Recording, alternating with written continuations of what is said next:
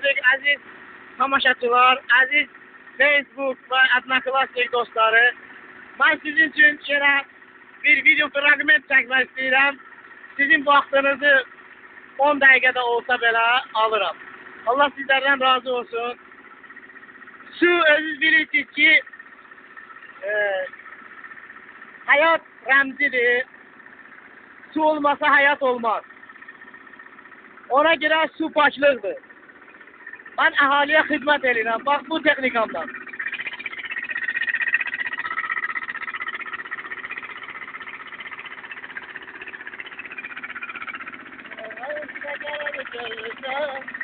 O düşmana aleynadi, aleyladi, aleyladi, o düşmana aleynadi. Sağ olsun İsrail kardeşimiz güzel mahnı okuyor orada. Sat iler sağ ol. Yani.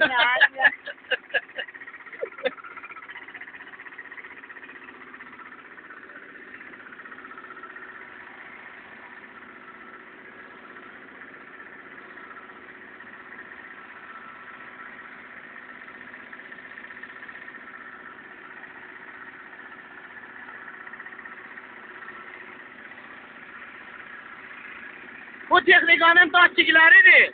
Biri suyu gösterir, biri yağı gösterir, biri hansı təbəqədə su var onu gösterir. Hava düşməyini gösterir, her şeyi gösterir.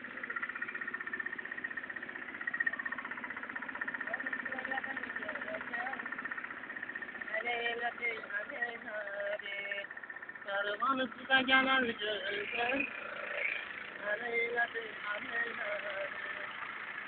Bastımana cila, bastımana cila,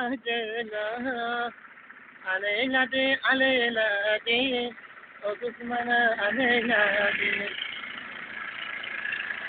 Karıman üstüne gelen gözler.